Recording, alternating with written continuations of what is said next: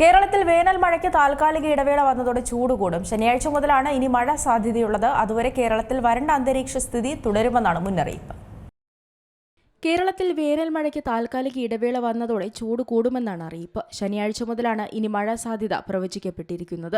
അതുവരെ കേരളത്തിൽ പ്രത്യേകിച്ച് വടക്കൻ ജില്ലകളിൽ വരണ്ട അന്തരീക്ഷ സ്ഥിതി തുടരും. വടക്കൻ കേരളത്തിൽ ഇന്ന് ചൂടും ഈർപ്പവുമുള്ള അന്തരീക്ഷ സ്ഥിതി മൂലം അസ്വസ്ഥത അനുഭവപ്പെടുന്ന സാഹചര്യവുമുണ്ട്.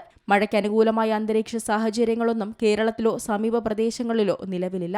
തമിഴ്നാട് വഴി മാന്നാർ കടലിടുക്കിലേക്ക് ഒരു ന്യൂനമർദ്ദപാത്തി കടന്നുപോകുന്നുണ്ടെങ്കിലും കേരളത്തിൽ മഴ നൽകാൻ അത് കാരണമാകില്ലെന്നാണ് വിലയിരുത്തൽ. തമിഴ്നാടിന്റെ ഉൾനാടൻ പ്രദേശങ്ങളിൽ ഒറ്റപ്പെട്ട മഴ ഇതുമൂലമുണ്ടായേക്കും. തൃശൂർ, വടക്കാഞ്ചേരി മേഖലകളിലും മാനന്തവാടി, കൽപ്പറ്റ മേഖലകളിലും മേഘാവൃതമായ അന്തരീക്ഷമുണ്ട്.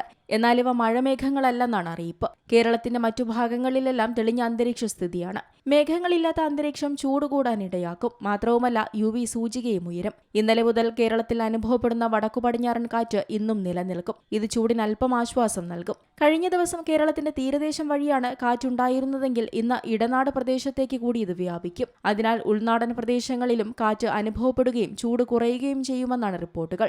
അതേസമയം ഏപ്രിൽ 10 മുതൽ ഒറ്റപ്പെട്ടയിടങ്ങളിൽ ഇടിമിന്നലോടുകൂടിയ മഴയ്ക്കും മണിക്കൂറിൽ 30 മുതൽ 40 കിലോമീറ്റർ വരെ വേഗതയിൽ ശക്തമായ കാറ്റിനും സാധ്യതയുണ്ടെന്ന് കേന്ദ്ര കാലാവസ്ഥാ വകുപ്പ് അറിയിച്ചു. സൂര്യതാപം, നിർജ്ജലീകരണം എന്നിവ ഒഴിവാക്കാൻ സംസ്ഥാന ദുരന്ത നിവാരണ അതോറിറ്റി അതീവ ജാഗ്രതാ നിർദ്ദേശങ്ങളും പുറപ്പെടുവിച്ചിട്ടുണ്ട്. പകൽ 11 മണി മുതൽ 3 മണി വരെ നേരിട്ട് വെയിലേൽക്കുന്നത് ഒഴിവാക്കണം. ദാഹമില്ലെങ്കിലും ധാരാളം വെള്ളം കുടിക്കണം. ഇളം നിറത്തിലുള്ള അയഞ്ഞ കോട്ടൺ വസ്ത്രങ്ങൾ ധരിക്കാനും പുറത്തിറങ്ങുമ്പോൾ കുട, പാദരക്ഷകൾ എന്നിവ ഉപയോഗിക്കാനും ശ്രദ്ധിക്കണം. News desk Zee Malayalam news.